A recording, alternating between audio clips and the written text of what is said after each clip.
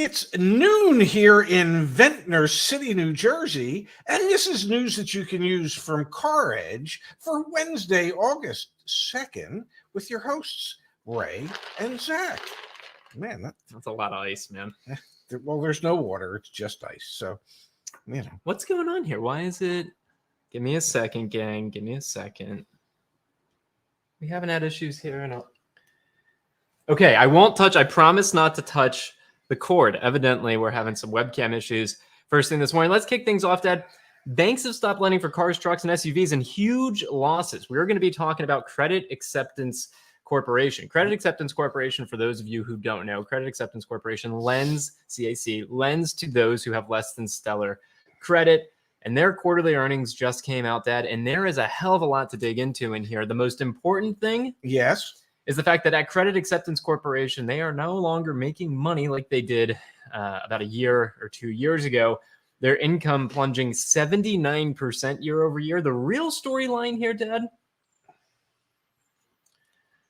the amount it set aside for possible credit losses increased by 70% to $250.5 million. Yeah. Credit Acceptance Corporation is indicative of what's going on in the industry more broadly. And they are not making money on auto loans anymore. This is why we're seeing banks leave the industry, stop lending to consumers. $250 million in loans that they had already made that they no longer think are actually going to come in. This shocked me, Dad. That's a huge number. Well, they're still making money, just not nearly as much money as they did. I think they ended up making $22 million for the quarter, but it was a 79% decrease compared to last year. And what's shocking is that they've increased the number of dealers that they do business with, and they've increased the number of loans that they made.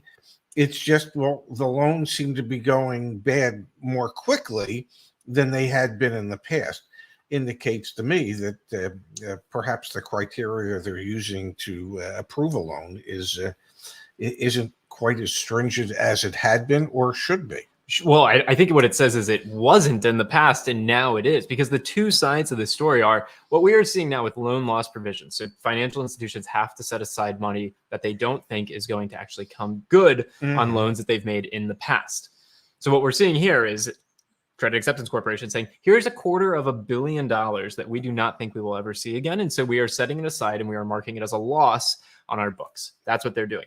That's one side of the story, and it reflects what they did in the past, and it says what they think is going to happen in the future. The other side of the story, Dad, is the Federal Reserve put out, we know. Yes, we know. Now I see when you're reading the comments. Here, wait, I'm going to do this to you. Wait a second. Damn, now you can't read the comments. Now you got to look at me. We know, Dad. I made it full screen on already. Wait, we know, Dad. I don't have to look at it.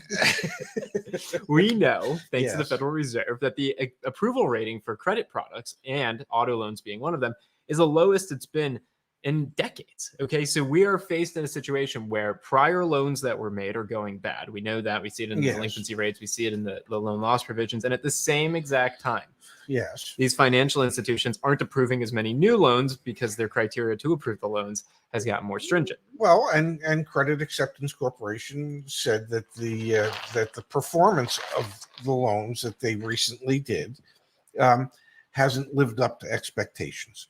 So they're going bad much more quickly than they had in the past. So, yeah, is it an issue? Well, it's an issue when you are the primary subprime lender in the marketplace.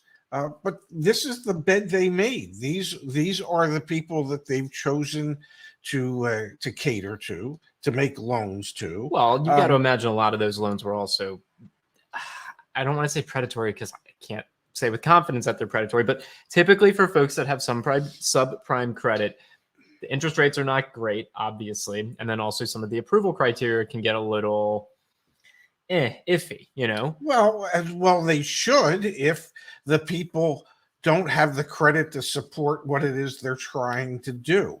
And so if you're going to be that lender who is going to cater to those people and you have a much higher risk level, well, then those people who don't really deserve the credit you're about to extend to them are going to pay a premium for that. Yes, the rates are high, 21, 22, 23, 20, whatever.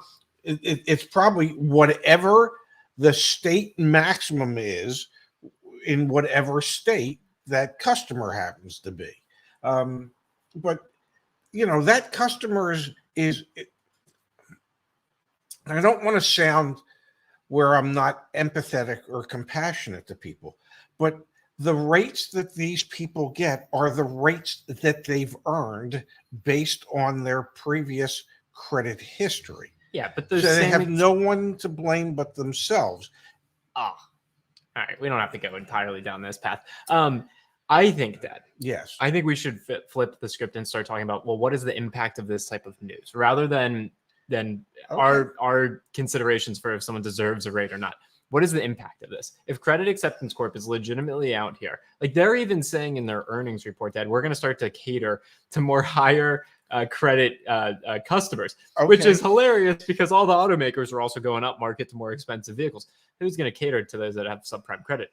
I don't really know. But what is the impact of this? What is the impact of $250 million in credit losses? We're going to get CarMax earnings in a month or so from now. CarMax Financial has put more and more money into loan loss provisions. Allies put more money into loan loss provisions. All the lending institutions have.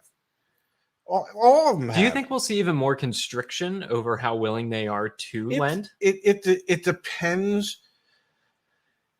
It depends on if there's a substantial increase in the number of loans that are going bad. Okay. Which all of the leading indicators suggest that there is a substantial increase in the number of loans that are going bad. Well, and when I say substantial, I mean we have to get above and beyond historic highs, and we're still not there yet. No. So, are they trying to play it a little safer than they had been? Absolutely, they are. Are some of the banks reevaluating what their criteria will be for who they will lend to and how much they will lend per vehicle? Definitely. Absolutely, they are. Does that translate into making it more difficult for people, even with good credit, to get a loan today? Yes, it does. Okay. Could that or will that slow down the auto industry as we know it? I ain't sure. Really? Yeah, really. Because every time we say that it should slow things down, things don't slow down. Look at this from Leon, Dad. We don't have Wells Fargo queued up for today, but Wells Fargo increased consumer loss provisions by $300 million year over year. So you've got, and Wells Fargo is more of a full spectrum financial institution. They are, and as you say, they are more of a full spectrum financial institution that has been caught in more deceptive practices than any of the major banks. Okay, so yeah, they need to do it because they know their employees are doing stuff that they shouldn't do to begin with. Hell, we lived through a time where their employees were creating credit cards and other accounts for account holders at the bank that had no idea that was being done. So let's play one of our favorite games here on the Daily News that you can use. What is it? Guess what the current APR is on average for a new car loan and a used car loan. While you are thinking of your guess, yes, I'm going to remind everyone that I am probably one of the most proud things ever at CarEdge. Let me pull it up on the screen so that everyone can enjoy with us. Let me pull it up here. Again, you're thinking of, and you're putting in the chat what your guess is. Yes. For the average new car interest rate and the average used car interest rate right now. The CarEdge sales event. Everything went live just this morning. So if you've been waiting, if you've wanted to see, hey, what's the pricing? How's this going to work? Just go to caredge.com/event. I'll pull it up on the screen right here. No longer is there a wait list or anything quite like that. You just click on view the pre-negotiated deals. And then here you go, gang. Here are the pre-negotiated deals. Well, there you have it. You want to buy a Subaru? And if I may, we need to help get some of these cars out of the weeds, ladies and gentlemen. Oh my gosh. Yeah, we legitimately. But this is an all-wheel drive vehicle, okay? And so they're just trying to give you a sense of where you'll be able to drive to That's and hilarious. through. That's hilarious. Yeah, let's get these cars out of the weeds, ladies and gentlemen, and into your driveways. And for those of you who don't know, August 11th and 12th will be at the Island Chrysler Dodge Jeep Ram and Subaru dealerships doing live streams, giving out swag on a food truck, having a good old time. Of our team will be there just as well. And we have pre-negotiated savings on all new cars. All you got to do is click on that. So very proud of that. All right, let's jump back to the topic at hand. Yeah, the average new car interest rate and average used car interest rate. Yes, and we've got some guesses in the chat here. 6.98 for used from Greg. We've got 8.13 from Anya. I don't know. Oh, 8 and 13%. 9.5 for used. 5.5 for new. Used car, we've got 12. 7.99 and 12. What do you think, Dad? I think 7.5 and 13.5. 7.5 for new, 13.5 for used. Is what you're saying? That's my guess. All right, let's pull it up on the screen. Let's all take a peek. Because you play Let's Keep Dad in the Dark. Yeah, it's my favorite game. Yeah, I know. New auto loan rates are up in July, with the average new up to 9.2%. That's pretty high. Wow. Yeah. That's very high. But the good news is that used is unchanged at 13.61%. Let's see. Did anyone get it close? Mary's pretty close. Mary had a great guess, 8.5 and 13%. So, Dad, you just said it. 8.5 and 13%. We got many guesses there. You just said that you don't think this will slow down consumer demand. Do you think? You don't think will slow down consumer demand? You mean banks not giving as many approvals? Do you think this will slow down consumer demand? Really? I haven't seen anything yet that indicates. Okay, we're 7 months through the year, and I haven't seen anything yet that indicates that people are going to stop buying cars. Okay, high interest rates haven't done it. Low vehicle availability didn't do it. Higher vehicle availability hasn't done it. High prices. Some people, a smaller percentage of Americans are in the market than there ever have been. But the percentage of people that are in the market are readily buying cars, happily buying cars, happily overcommitting to the length of time that they're going to pay back the vehicle, overcommitting to a higher interest rate on the loan that they're going to pay. But I haven't seen anything yet that actually indicates that car sales are going to go down. Every time we say they're going down, they go up. So maybe we should say the damn things are going to go up and they'll finally go down. One other thing that Cox provides in their monthly updates here, obviously we get the interest rates, but they do their leading indicators. Leads were down year over year in July on both Auto Trader and Kelley Blue Book, but leads were up for the month compared to June on Auto Trader. That says to me that's a potential indicator that, hey, things are slowing down. Credit applications on Dealer Track were down a staggering, they forgot to put staggering. Down a staggering 1% year over year last week. Unique applications. Bless you.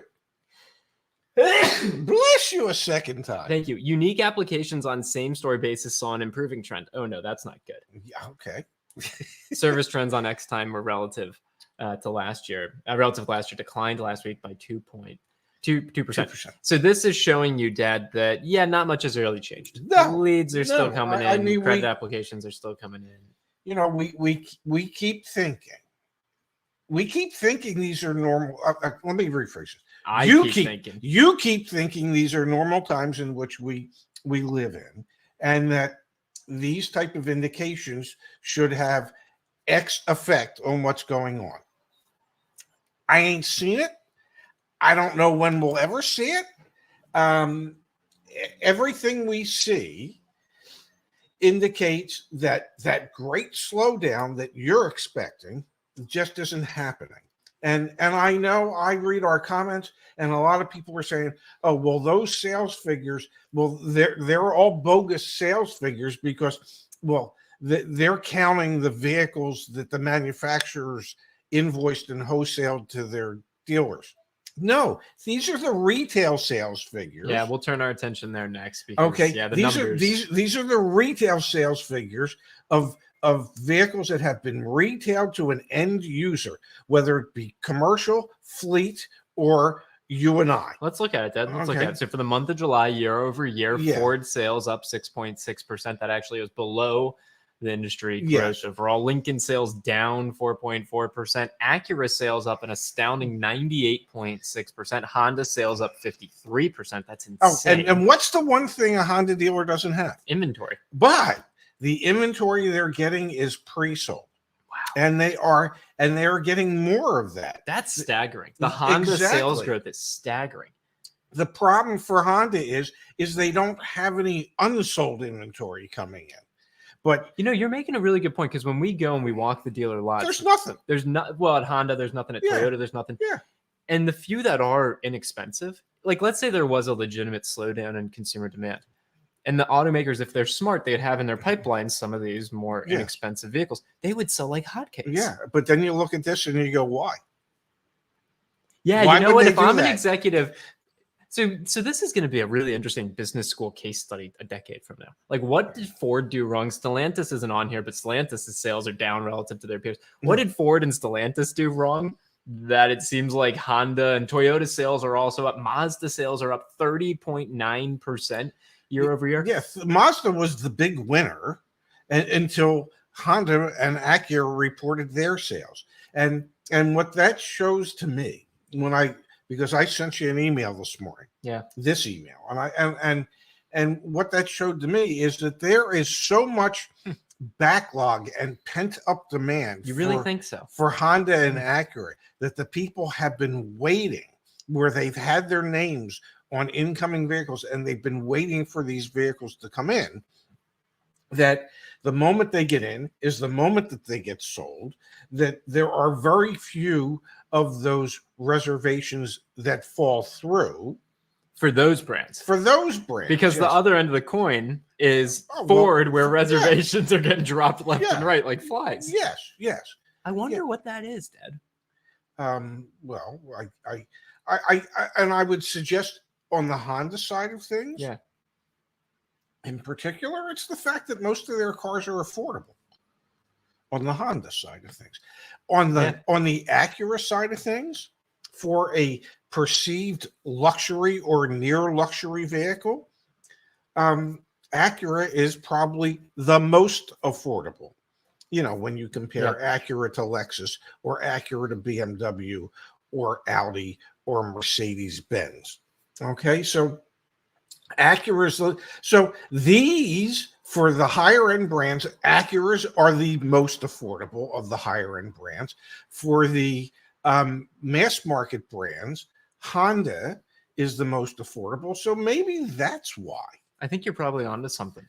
Affordable and also, generally speaking, reliable. That's think about it. They have a history of reliability. Who's leading the league in recalls this year? Still Ford. Who led the league in recalls last year? Yeah, you know, they were when they named the recall all-star team, you know, Ford always has more players on that team than anyone else. All right, let's talk a little bit about Toyota. Their average transaction prices, Dad, continue to go up. And you're right, sales over at Toyota continue to do well. Toyota average transaction price is up another 8% quarter over quarter, or year over year, excuse me, for the fourth quarter to $42,808. The Toyota brand's average transaction price was up 9%. When it's Toyota and Lexus, it's only 8%. The all-new Sequoia had the highest price increase of 20%. To $80,128 from $66,894 in 2022. The Sienna had an average transaction price hike of 11%. All other offered models saw incremental gains or losses in the single digits. That's good news for RAV4s and Corollas and Camrys. Lexus saw their average transaction price up 4%. The RC and UX models saw the biggest increase of 10%. The IS price increased by 7%. Most everything else stayed the same. The NX was down 0.8%. Pretty remarkable, Dad, that Toyota, and everyone's brand, anyone can afford a Toyota, sells $80,000 SUVs, but their sales keep going up, and there is still, like you're saying, an immense amount of demand for their inexpensive vehicles. Yes, but look at their sales increase in relation to Honda's. No, Honda's crushing them. Honda's absolutely crushing them. And we know 8.8% for Toyota for those of you who don't join us live but listen to the podcast. Yes. 53% year over year for the month of July sales increase for Honda. Yes, and Honda's up 26.8% and Toyota is down 1.1%. And we know from Toyota's earnings that their sales of vehicles in America produces the lowest profit margin of any region in the world where they sell cars. Their profit margin in North America is 3%. I wonder how much that has to do with the fact that the distributors here in the United States totally take advantage of Toyota by adding all sorts of packages and things. There's only 2 areas that are impacted by those distributors. I think we're seeing it more frequently than just that. You have Gulf states and you have Southeast Toyota. I think it happens in other regions just as well. Well, because they come directly from Toyota in the other regions. All right, let's jump here, Dad, to Albert saying, Yes. I'm not sure, but here in Texas, Honda dealers started discounting off of MSRP. I want to be very clear. Yes. New cars you should never be paying over MSRP on any new car. That hard stop. Specialty vehicles, we see some, like for example, we had earlier this week on Really You Gotta Be Kidding Me that Dodge Challenger or Charger Scat Pack, Whatever it was. whatever. That dealer was asking $50,000 over MSRP. You shouldn't, but dealers will still ask. Sure. But generally speaking, we are seeing discounts off of MSRP. If you use CarEdge.com, you'll see our fair price algorithm. Pretty much everything's either at or below MSRP, except for for example, when we did the pre-negotiated pricing, this dealership we're working with on Subaru Crosstreks, they've got like 1. Yes. So there is no discount off of MSRP on a Subaru Crosstrek, but for the most part. And I would imagine, having just looked at some of the numbers we looked at, at Honda on the vehicles that are all pre-sold, I think you could probably buy those at MSRP. I would think hopefully you shouldn't have to pay a market adjustment for it, and you shouldn't have to negotiate that. And you shouldn't have to pay for unwanted, unneeded dealer installed accessories. I want to hit on this from Mr. 405 DJ. I noticed some dealerships will add $10,000 for some cars, and some dealerships will have a discount of $6,000 on other cars. This is the dichotomy of the current car market. If you are not educated and informed, you will still end up paying 10 grand over MSRP on something versus other dealers who are trying to move metal. It's like 2 very different markets, and it's very different by brand as well. It's different business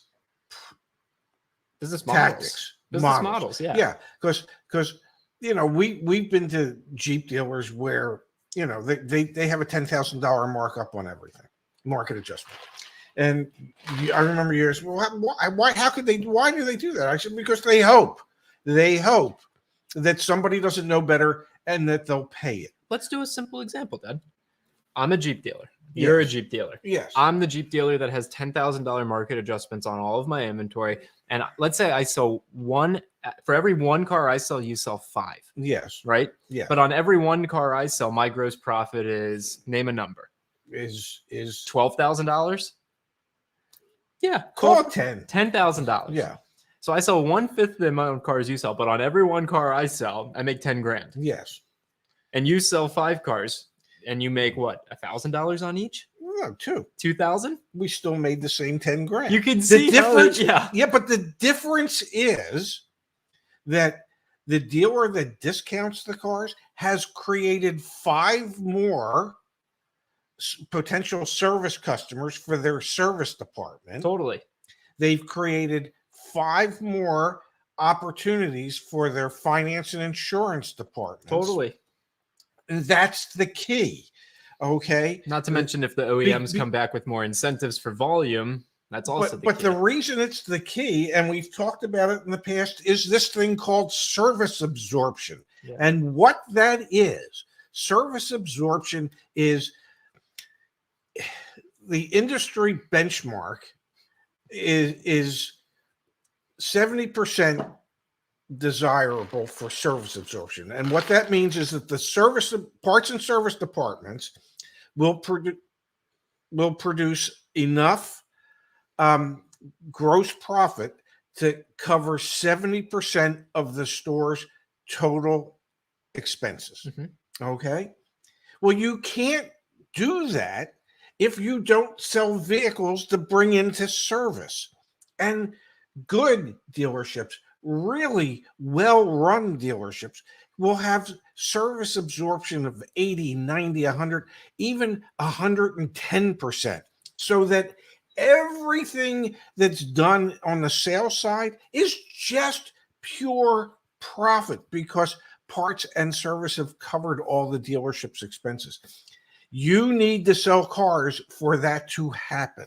Yeah, you're spot on about that. Plus floor plan costs. We talked about in a video recently, we were estimating floor plan for a dealer at 5%.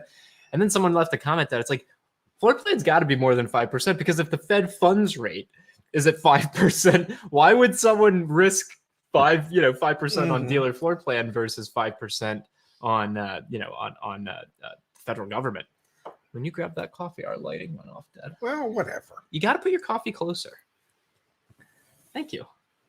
And now the lighting's better. Isn't that great how that works? Yes. No, that is great. Yeah. All right. So want to remind everyone, we are doing our first ever CarEdge meetup / sales event / whatever the heck you want to call it in Staten Island, New York on August 11th and August 12th. The big day is August 12th, but we're already starting to get pretty busy. So we're thinking people will be coming on the 11th as well. CarEdge.com/event. It is super cool, guys. I'm going to walk everyone through it. I'm very proud of the efforts of our team and everyone involved in making this happen, including Island Auto Group, the dealership that we are partnered with. They've got 316 new cars in inventory between their Subaru and their CDJR dealership, and we have pre-negotiated discounts on all of them. Let's look at, not all of them. All of their new vehicles.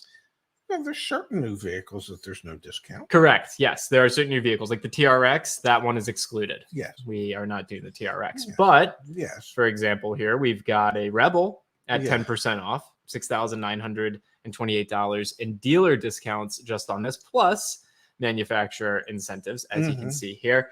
Very, very, very excited. Our team will be there day of. No shenanigans, okay? Absolutely no shenanigans. The price won't change. If anything, the price will go down because there's dealer incentives, or excuse me, manufacturer incentives. Yes. Super excited about this. Super, super excited about this. And I hope we meet, I hope we meet 100 people. That's my goal. I want to meet 100 people. Is that too many people? No, I want to meet 100 in my lifetime. I want to meet 100 people on August 12th. That's my goal. I think we'll meet more. Yeah, none. Ovia and Susanna have it spot on. Yeah. Who can afford those even with discounts? Yeah, we're right there with you. These prices are obscene. Still 10% off, but it's obscene. No, I get it, but we're doing our best to try and help bring it down. And it's not just the fact that the price is coming down; it's the fact that there will be no gimmicks, no BS, no games. You'll be able to reserve the car. Come in, sign the paperwork, and get out. Okay. But the prices, let's be very real. The prices are still insane. And that's not nobody's saying they're not. Jeep's fault. But Subaru's prices aren't that bad. Yeah. But if you want one of these vehicles, this will be the concept of the price is the price. Good negotiator, bad negotiator, it doesn't matter. Anybody can buy it for that price. Nobody can come in and get a better price. They're not going to negotiate that price down further. No. Okay. And because the price is the price, you can get in and out in an hour. Dude, look at this. I'm a huge Subaru fan. I currently don't have a need to buy a car, but if I was going to buy a car, I'd buy a Subaru.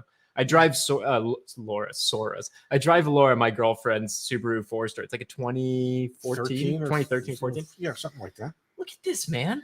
Yeah. Under 28 grand on a new Subaru. Yeah, Legacy. And they're nice vehicles, by the way.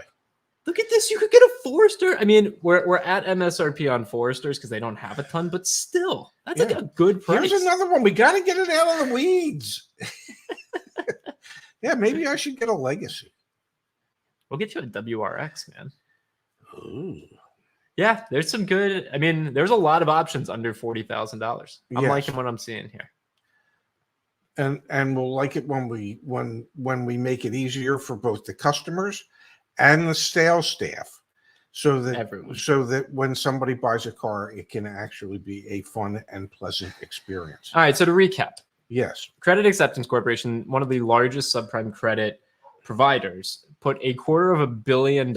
Yeah, aside $250 million for for potential loan loans losses. that they don't think will get paid off. And in the same breath, we have Yeah. the Federal Reserve telling us the number of approvals for auto loans is the lowest it's ever been before. If you don't think change is happening in the auto industry, you're And not. I don't. You don't. Yeah. I'm going to say this. You're living under a rock. However, in the same breath, that's a very big breath. New car sales are up. What was it? 16% year over year? 16 to 18%. So yeah. So I'm living under a rock. Okay. Yeah. No, I get it. I get it. You can't. The extrapolations are off based on you trying to use historic data. You got another show, I CarEdge do. Electric, in about 15 minutes. Thank you, everyone, for tuning in. We will be back tomorrow with more news you can use from CarEdge on the Ray and Zach channel. Yes. Yes, we will. Thank you, everybody, for being here. We'll see you. No, we won't be here tomorrow. We might be. Tune in. Okay. We might